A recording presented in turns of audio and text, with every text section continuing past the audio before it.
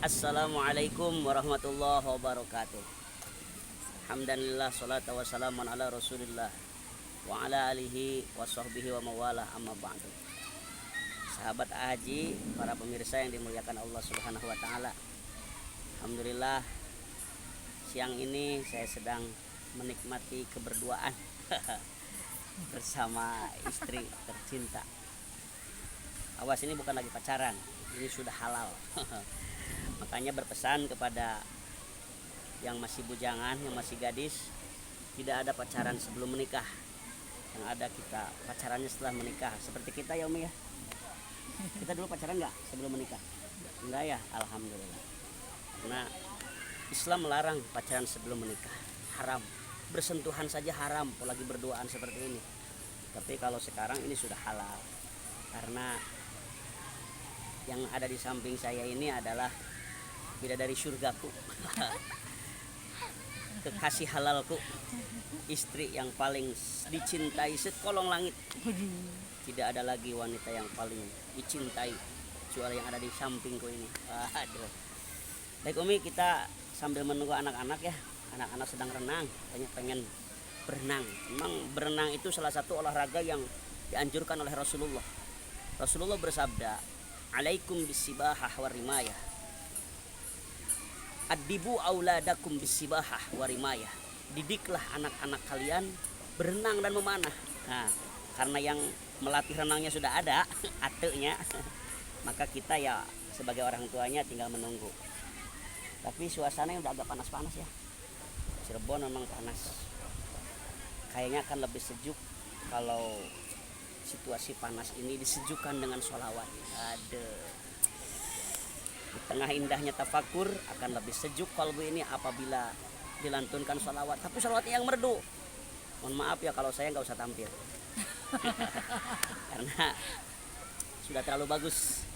Jadi karena saya yang perlu hiburan, Abi yang butuh hiburan, maka pada kesempatan ini yang harus sholawatnya Umi. Siap Umi sholawatan? Siap.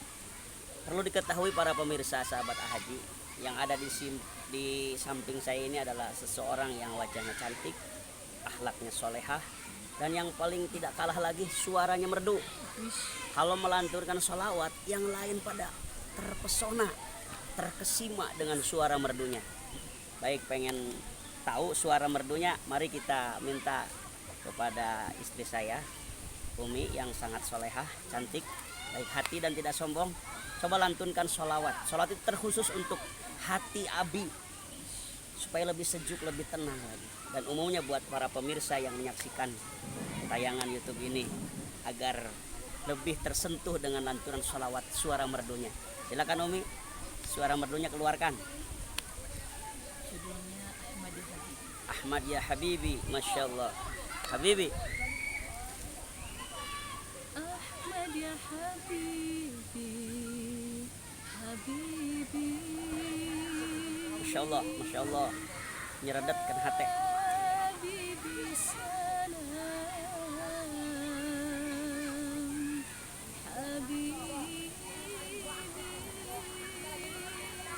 Allah, Allah, Allah, Allah. Salam alaika,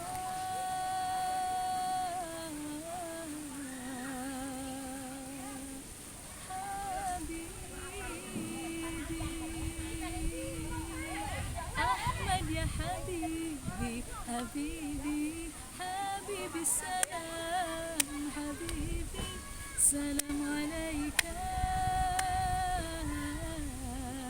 Habibi. Masya Allah, Masya Allah. Ahmad ya Habibi, Sama-sama para pemirsa. Habibi, Habibi salam, Habibi, salam alaika.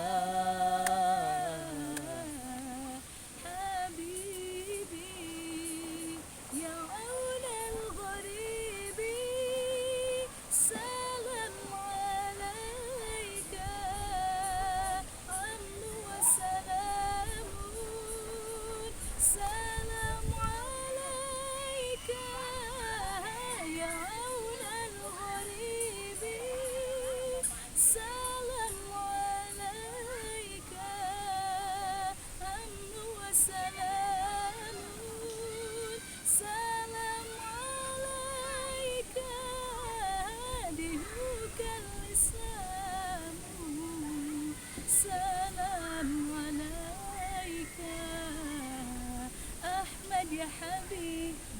Habibi, Habibi salam, Habibi salam alaika, Habibi. Masya Allah, tepuk tangan luar biasa. Umi Abi jadi semakin titik-titik dengan suara merdunya. Masya Allah, luar biasa. Tadinya si Abi ingin mengikuti dari awal, cuma takut merusak suaranya. Yang tadinya harusnya paduan suara jadi suara paduan. Suara papaduan. Aduh, Masya Allah, para pemirsa sahabat Haji, luar biasa. Sholawat itu sudah indah dan lebih indah dilantunkan dengan suara yang merdu dan syahdu. Kalau saya memang suaranya banyak ketika saya membaca sholawat atau nyanyi atau nasyid, ada orang yang bilang suara kamu bagus, tapi lebih bagus kalau diam. Masya Allah, ngecek citik saya. Ya udah saya diam aja lah. Tadinya mau ikut sholawat, tapi takut merusak situasi, merusak suasana suaranya.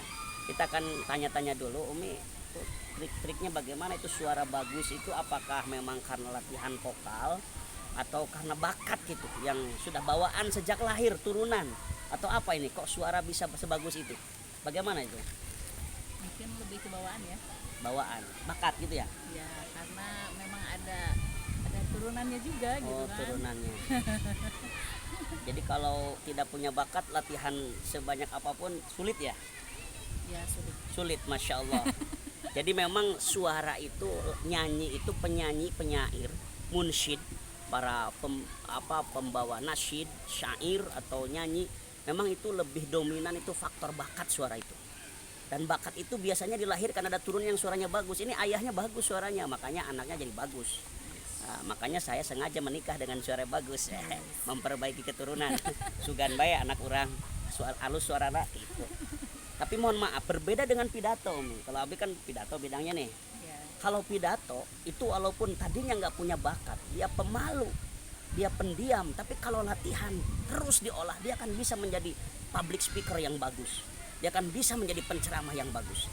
Ada pepatah Yunani mengatakan, uta nascita orator fit. Artinya penyair itu dilahirkan, artinya bakat. Ya. Tapi kalau orator, seorang ahli pidato itu dibina. Jadi bagi Anda yang tadinya pendiam, pemalu, tapi pengen jadi orator yang baik, pengen jadi ahli pidato yang baik, bisa latihan. Latihannya kemana? Ke ahlinya, ke lembaga yang membidangi itu. Salah satunya Pondok Pesantren At-Tadhkir, Masya Allah, Yayasan Bina Dakwah, diajar pidato, insya Allah. Tapi kalau penyanyi memang aduh, seperti saya pribadi, pengen sekali menyanyi, pengen sekali melantunkan tilawah ayat Al-Quran dengan bagus. Latihan sih sering, tapi nggak bagus-bagus karena memang ya mungkin segini adanya tenggorokannya. Tapi kalau yang ada di samping ini luar biasa. Dah parasnya cantik, tubuhnya bagus, suaranya bagus. Ini anugerah dari Allah telah mempersembahkan istri solehah kepada saya. Ini adalah anugerah jawaban dari doa-doa dan tahajud dan istikharah cinta. Waduh, Masya Allah, so sweet, Masya Allah. Hadirin, alhamdulillah. Makanya pelajaran yang kita ambil dari sholawat tadi, intinya Umi teruslah membaca sholawat, lantunkan sholawat-sholawat yang merdu, syiarkan sholawat, dakwahkan sholawat. Karena memang di akhir zaman ini akan banyak orang-orang yang benci sholawat. Kita lihat dalam ayat Al-Quran. Dalam Al-Quran dinyatakan innallaha wa malaikatahu yusholluna 'alan nabi. Kenapa ayat itu memakai kalimat inna? Inna itu harfut taukid. Kalimat taukid, huruf taukid. Inna. Makna inna itu li taukid, penguat. Innallaha wa malaikatahu yusholluna 'alan nabi. Sesungguhnya Allah dan malaikat itu bersolawat kepada Nabi. Kenapa pakai inna? Itu menunjukkan bahwa sebagai penegas Allah dan malaikat saja suka bersolawat kepada Nabi, memberikan rahmat. Kalau solawat datangnya dari Allah rahmat, kalau dari malaikat artinya memohonkan magfirah atau ampunan untuk solawat. Itu sebagai penguat, penegas bahwa siapa yang bilang solawat itu bid'ah, siapa yang tidak suka kepada solawat, innallaha dijawab, Allah dan malaikat saja bersolawat. Itu makanya jangan sampai benci solawat. Yang benci solawat terlaknat, tidak akan mendapat rahmat. Yang kedua, kenapa kita harus bersolawat? Karena solawat adalah ibadah yang paling afdol, berbeda dengan ibadah yang lain. Mohon maaf, ketika Allah memerintahkan sholat, Allah tidak mencontohkan sholat. Yang mencontohkan adalah Nabi Muhammad sebagai model peraga produk-produk perintah Allah. Tetapi sholawat sebelum diperintahkan kepada kita, Allah dan para malaikat mencontohkan terlebih dahulu. Innallaha wa malaikatahu yusholluna 'alan nabi. Baru kemudian timbul perintah, ya ayyuhalladzina amanu shollu 'alaihi wa sallimu taslima. Masya Allah. Yang ketiga, sholawat itu keunggulannya adalah ibadah yang bisa dilakukan kapan saja, di mana saja, dan seperti apa saja. Mohon maaf, sholawat itu bisa dibaca di pantai, bisa dibaca di tempat wisata, bisa dibaca di masjid. Bahkan sholawat bisa sambil berdiri, sambil duduk, mau sambil gerak-gerak, mau sambil diam, mau sambil berbaring. Yang penting jangan di WC. Ketika di mana saja sholawat bisa. Makanya tidak mengenal waktu, tidak mengenal tempat, di mana saja sholawat itu bisa.